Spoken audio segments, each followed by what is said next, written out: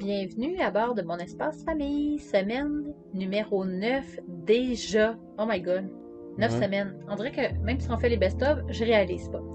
Donc, cette semaine a commencé en fait avec un déplacement, c'est-à-dire qu'on est parti de Qualicum Beach pour se rendre vers Victoria.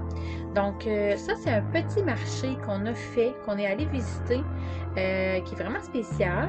C'est sûr que là, c'est en hiver, donc c'est très peu, il y avait très peu de gens, très peu de marchands aussi ouverts. Il y en a quelques-uns l'hiver qui sont encore ouverts. Et avec le COVID, bien sûr, ça fait des changements aussi. Mais vraiment un bel petit endroit à découvrir. Et sur le toit de la cabane, on a compris que les petites chèvres se promènent là l'été et qui font des petits caca aussi en bas du toit. Donc, il y a des Des petites pancartes, pancartes. des petites pancartes de faire attention. Ce que vous venez de voir, c'est des lions de mer qu'on a observés pendant beaucoup de minutes. Ça, c'est un endroit en fait féerique là, qu'on est allé. C'est une petite baie, on s'est ramassé là par hasard. Vous voyez ce qu'on a découvert, donc des phoques vraiment très près. Puis un monsieur nous a dit, il dit, regardez en bas. Puis là, c'est là qu'on a réalisé qu'il y avait ça. Et au bout de ce quai, en fait, eux autres se tenaient plus sur ce qu'il y avait les bateaux, donc au port. Puis au bout, il y avait comme un chemin qui allait vraiment loin. Puis c'est là qu'on a vu les lions de mer. C'est là aussi qu'on a vu notre pigargue, donc notre aigle, Ouais. attraper un giga saumon et le déposer sur le toit d'une dame pour le manger. Donc, on Ceux qui pensent qu'ils ont des feuilles à ramasser dans leur gouttière l'été, mais ici, ils ramassent du poisson. ouais, des arêtes de poisson, j'imagine, des petits restants. Mais donc, ouais, la réalité est très différente. On a eu vraiment tout un beau spectacle, là. Et ce que je trouve, en fait, je pense que ce que j'aime le plus dans ces moments-là, c'est vraiment que c'est pas dans un aquarium, là. Ils sont dans l'océan, ils sont dans leur maison, ils se promènent à leur guise. On est juste vraiment chanceux de les voir et de les croiser comme ça quand on va dans les ports. Ils nous a fait tout un show, là. Regardez-les comment ils se prélassent. Mais ouais, non, ça c'est vraiment des beaux moments. Et on prend le temps. Quand ça arrive, ces moments-là, on prend vraiment le temps de rester longtemps, de les observer aussi longtemps que possible. Ça coûte rien, puis c'est tellement plus beau, selon nous, que dans un zoo. Ils sont vraiment dans leur nature. Bon, il arrive des fois où on perd un petit peu la tête et on fait des conneries. Ça, c'est une autre belle baie qu'on a vue. C'est souvent des journées de balade aussi qu'on fait. Là, on se promène, puis on se ramasse à des endroits qu'on n'a pas planifiés et on découvre des super belles choses aussi. Merci Google. Ah ouais, vraiment, Google est vraiment notre meilleur. En fait, Google Maps, là, puis on se promène, puis on clique sur les choses, on voit un petit peu de photos. Ici, rien de moins, pendant les fêtes, en fait, les gens jouent au golf de façon très élevée, hein, très confortable comme météo, comme vous pouvez voir. Et dans le fond, il y avait un petit chevreuil aussi. Hatchery, donc... Une frayeur pour les saumons. oui, une transformation en fait où on peut... c'est ça. Donc, parce que les saumons, ça a été aménagé pour que les saumons puissent monter et qu'il y ait une meilleure réussite. Là, vous voyez un hélicoptère atterrir dans le chemin. Et dites-vous que quelques secondes avant, nous venions de passer dans ce chemin-là. Et la pompière, en fait, nous a demandé de se dépêcher et de se tasser du chemin parce qu'il y avait un hélicoptère qui allait atterrir. Donc, je sais pas vous, mais moi, c'est pas tous les jours que je me fais atterrir un hélicoptère dans le péteux de char. Donc, on s'est reviré et puis on a observé. C'était vraiment spécial parce qu'en fait, c'était un transfert vers un hôpital. Donc, quelqu'un qui arrivait en ambulance, transféré dans l'hélicoptère. Là, on vous a écourté un peu la vidéo parce que sinon, ça a été vraiment trop long. Déjà, nos vidéos sont assez longs. C'est quasiment 40 minutes. Là. Le temps que l'hélicoptère se pose, que l'ambulance arrive, que le patient soit immobilisé, placé, transféré d'une équipe médicale à l'autre. Mais vraiment spécial, franchement, de voir ça. Et bon, on a continué notre lancée sur les excursions vers les chutes. Donc ici, c'est la Englishman River Falls. C'est à chaque chute qu'on a fait, on a l'impression qu'on n'avait jamais vu. Donc, elles sont tellement placées différentes. Il y a toujours un petit quelque chose de différent. Bon, vous voyez, j'ai essayé de jouer à la cachette, mais clairement, Raphaël, il est vraiment meilleur que moi à la cachette. Il rentre beaucoup mieux dans l'arbre. Donc, c'est pour vous montrer aussi la grosseur des arbres qu'on croise là-bas, les racines. C'est vraiment... quand on arrive dans ces forêts-là, on est complètement dépaysé des forêts qu'on peut connaître au Québec. Olivier qui était donc fier, qui soulève le train. Ouais. Là, là.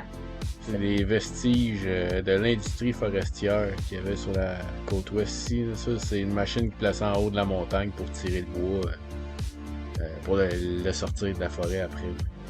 ce que vous voyez, la petite chapelle ici, on vous en a parlé un petit peu. Donc, la Butterstone Church. Donc, et par la suite, on a fait des petites recherches qui disaient qu'il y avait possibilité que ça soit hanté. Donc, on fait quand même de l'école. Faut pas penser qu'on fait rien après nos visites. Donc, on en profite pour vraiment aller chercher l'histoire de la place. Encore là, c'est tous des lieux qu'on trouve sur Google. Les images vont vite. J'ai l'impression que j'aurais des milliards de choses à vous dire à chaque image. Donc, ça, c'est un pont. Anciennement, le train passait sur ce pont-là. Maintenant, ils ont vraiment aménagé ça. Dans le fond, c'est tout de la gravelle. C'est vraiment impressionnant de voir ça aussi. Donc, on fait un peu d'histoire à travers tout ça. Les enfants, honnêtement, me surprennent beaucoup parce que ce que vous voyez en bas, on est allé en bas. Marcher en bas, on a fait d'un bout à l'autre. Et ouais, donc vraiment spécial. Et c'est là qu'on a eu de la misère aussi à stationner notre autobus. Donc il a fallu un petit peu détacher la voiture. On n'est pas tout à fait au point pour être zen dans ces moments-là, mais bon, on a réussi à aller le voir. Ici, cette chute-là, en fait, est en face de quand on avait visité les saumons. Donc, précédemment, dans une des vidéos, on vous avait mis des saumons qui remontaient la rivière. Donc, c'est vraiment... 3, je crois. Ouais, 3 ou 4. Ça, c'est vraiment... De l'autre côté de la rue, c'est une super grande chute d'environ 150 pieds de haut. Et les enfants ont monté jusqu'en haut. Donc, on a vu le haut de la chute et même plus. Et vraiment le bas. Donc, vraiment un bel exploit de montagne. Et ici, on est rendu à Victoria. Donc, vraiment, là, on a fait une semaine assez mouvementée en ville. On a visité beaucoup de choses. Ça, c'était le Fisherman, WAF, donc carrément les maisons sur l'eau. On en profite bien sûr quand on est capable de les emmener au parc. Ce moment-là, c'est vraiment grâce à un couple qu'on a mis. On s'est permis de mettre la photo de ces gens-là. Malheureusement, on n'a pas les noms de ces de ce couple-là. Ils ont été vraiment très gentils. Ils ont vu nos 4 enfants. Ils m'ont fait comme attendez, j'ai des. Là, il y avait des arachides, il y avait du manger pour canard. Et donc, ils ont donné des poignées de manger que les garçons ont mis dans leur poche de manteau pour aller nourrir les canards. Il y en avait tellement. Tu sais, c'est banal, un canard. On en voit au Canada, on en voit au Québec, on en voit un peu partout. Mais de les voir près comme ça et dans cette quantité-là, c'est vraiment impressionnant. Et là, plus loin dans le parc, dans le même parc, on croise un pan, et 2 pans, et 3 pans, et 4 pans. Donc, qui se promènent. C'est leur petite maison. Ici, vous voyez le couple, là, le merveilleux couple tellement gentil. Comme vous voyez, là, ça, c'est dans notre dernière semaine. Donc, c'est tout le temps des petites activités d'à peu près une demi-heure, 45 minutes. Ouais, des fois un peu plus quand même, mais des petits environ. Ça, c'est les montagnes, les rocheuses, en fait, qu'on voyait de l'autre côté, qui sont les rocheuses américaines. Donc, c'est en face. Loin de Seattle, dans le fond. Et regardez le nuage, comment c'est spécial. On a vraiment l'océan, le nuage et la rocheuse en arrière.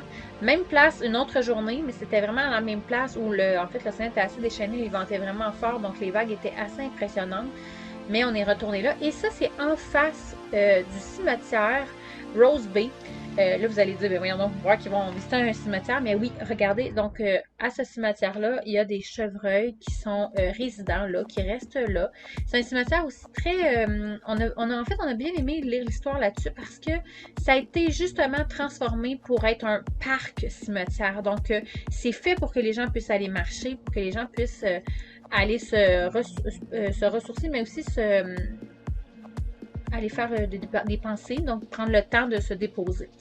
Là, les images vont vite. Je continue. Donc, ça, c'est le fort Road Hill. Vraiment une super belle place qu'on pensait jamais visiter aussi longuement. Les enfants ont lieu historique. On pensait être là 20 minutes, puis on était là quasiment 3 heures. Les enfants étaient vraiment fascinés par l'aspect de guerre et tout ça. Au bout, il y avait un grand fort qu'on est allé voir. On a vraiment passé, puis on a vraiment pris le temps de tout lire, les pancartes. Les enfants étaient vraiment intéressés. Donc, c'est vraiment spécial aussi de leur expliquer que, oui, avant, c'était comme ça. Et il n'y a pas si longtemps, là, ça, c'est un endroit de l'armée qui a été fermé en 1956. Donc, ça fait pas si longtemps que ça. Là. Donc, il était encore en fonction jusqu'en 1956. Donc, très, très, très spécial à comprendre ça aussi. Ici, c'était vraiment hot. On était à 7000 km quelques, 7000 et quelques poussières du Japon. Dans le fond, c'est une madame que son mari il minait pour faire du ciment. Il avait une carrière. Ouais. Puis la madame a transformé l'entreprise, si on veut, en jardin. Mais petit défi, c'était tout de la roche. Donc, elle a pris les machines et est allée les planter. dans les parois de roche pour faire pousser les plantes tranquillement. Puis c'est ça que ça donne. C'est le trou de la carrière, ça, en réalité. Puis c'est fou le nombre de plantes qu'il y avait. C'est combien d'espèces pour ça? Ouais, je pense que c'est à peu près ça, 900 variétés de plantes. Puis il y avait aussi 3 jardins. Le jardin de rose, le jardin italien, puis le jardin japonais. Puis ils étaient tous vraiment beaux. Les lumières de Noël aussi, hein, c'était vraiment beau. Hein, Tout illuminé partout, remplacer les couleurs des fleurs. qui n'étaient pas fleuries. Parce que ça, dans le fond, on C'était était un pas petit peu vraiment le hors temps. saison. Mais c'était tout vert partout. Ouais, Les beaux grands totems. Une donation pour le 100e anniversaire du site. aussi ils ont vraiment bien décoré, tu sais, comme toutes les guirlandes là, pour faire comme les rampes. arches là, pis tout. C'est tout du cèdre avec des petites boucles. Là. Puis les marches là, dans le sentier japonais là, ils étaient toutes avec de la pierre, du ciment, tout bien placé. Il y avait aussi beaucoup de ruisseaux, genre que l'eau passait puis qu'il y avait des petites chutes, des petits bassins. C'est les plantes là, ils ont vraiment pas beaucoup de misère à pousser là, dans le sens il y avait pas besoin de beaucoup de choses pour pousser vu que c'était dessus la roche. Puis l'eau, vu qu'il mouille souvent, ils en ont pas besoin. Puis ça, c'était un petit chemin qu'on a pris en s'en revenant. Pas trop large, ça rencontrait pas. Fidèle à mes habitudes. Ouais, c'est une bonne chance, une bonne chose en fait qu'on explorait qu'on explorait en véhicule. Honnêtement, l'autobus, je suis pas sûre que ça aurait fonctionné. Encore là, un endroit qu'on a découvert par hasard. Là, pour vrai, là, la majorité de nos découvertes sont souvent par hasard ou parce qu'on a vu sur Google Maps, vite la veille, on a fait des petites recherches un petit peu rapides. Donc, sachez qu'il n'y a pas vraiment de préparation et c'était le but du voyage aussi. Là. De pas vraiment se préparer de toute façon. La météo est tellement pas fiable qu'on peut rien prévoir. On peut rien prévoir, puis c'était le but de pas prévoir tant que ça non plus. On prépare un petit peu la veille parce qu'on veut quand même on veut quand même voir l'endroit, mais c'est toujours avec notre cœur et avec notre ressenti qu'on se promène. Donc ça ici, encore là, c'était tout près, là, beau petit parc, on a pris le temps, c'était vraiment beau ça, il y avait des statues, il y avait un monsieur qui jouait de la guitare, donc vraiment un bel endroit. Le château La Clé, en fait, on était passé rapidement devant, mais il s'était mis à pleuvoir, donc on n'était pas arrêté pour aller marcher autour. Et c'est les enfants, suite à des photos qu'on a revérifiées pour voir l'intérieur et tout ça, qui nous ont... moi, j'ai posé une question, en fait, je m'attendais à ce que la réponse soit non. Je leur ai demandé s'il y avait le goût de retourner voir ça, puis qu'on fasse le tour. Ils nous ont dit tout oui. Donc, on a pris le temps de retourner faire l'exploration dehors, de faire le tour, en fait. Et oh mon Dieu, quel beau moment. C'était vraiment beau. Il faisait beau. Il y avait du soleil en plus quand on l'a visité. C'est tellement majestueux, c'est tellement gros que ça en est déroutant, déstabilisant. C'est plein d'histoires aussi. Oui, vraiment. Les jardins aussi, c'est juste fou. Là. Les jardins qu'il y avait à s'occuper, c'est fou. C'est tellement gros qu'on a dû faire le tour comme en auto, puis on se disait ça se peut pas que ça soit son jardin japonais qui soit aussi loin que sa résidence. Mais oui, c'était bien ça. Il y avait un jardin japonais super loin en arrière. Qui était dans le fond son jardin quasiment privé, là, plus personnel pour elle se reposer quand elle allait se promener la dame. Donc vraiment des beaux moments. On essaie de vous mettre le plus possible aussi la nature et tout ça. Vous voyez sur les images aussi comment la météo change là, d'une minute à l'autre là, sur les photos. Et vous venez de voir notre nouveau caméraman. Donc on a Raphaël qui a pris ses photos. Qui a pris une super belle photo de maman et papa. Et ça, c'est 2 pans, encore là, qui nous ont presque fait peur. En fait, là, ils sont sortis entre 2 bâtiments. Donc, des pans sauvages qui se promenaient. On était chanceux, il nous restait un petit peu de manger de canard. Donc, on a un petit peu triché. On a vu par la suite qu'il fallait pas trop s'approcher et les nourrir. Oups! C'est un petit fail, mais oh, quel beau moment qu'on a vécu là. Les enfants étaient super contents. Ils étaient vraiment proches, là. C'est vraiment impressionnant de voir un pan aussi près, là, honnêtement. Et encore là, qui n'est pas au zoo. Donc, il se promène là, lui, c'est sa maison. Puis, c'était tellement silencieux et tranquille qu'on entendait les griffes sur l'asphalte. Les griffes, puis quand il y avait le snap de bec, là, à chaque fois qu'il... Ça ici, c'est une... En fait, ça, encore là, on avait passé devant, on l'avait pas vu.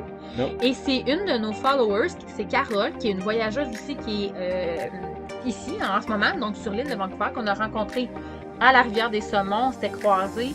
Puis c'est sûr que quand on parle français, nos petites oreilles souvent se tendent là, avec quelqu'un d'autre. Donc, Carole, j'espère que je me trompe pas de nom, mais il me semble que c'est ça, Carole. Je suis tellement pas bonne avec les noms. En tout cas, si jamais c'est pas Carole, elle va se reconnaître, là, je suis sûre, je suis désolée si jamais je me trompe. Mais il me semble que c'est Carole. Et qui m'a dit, ah oui, on est allé voir telle affaire. Nous aussi, on était à Victoria.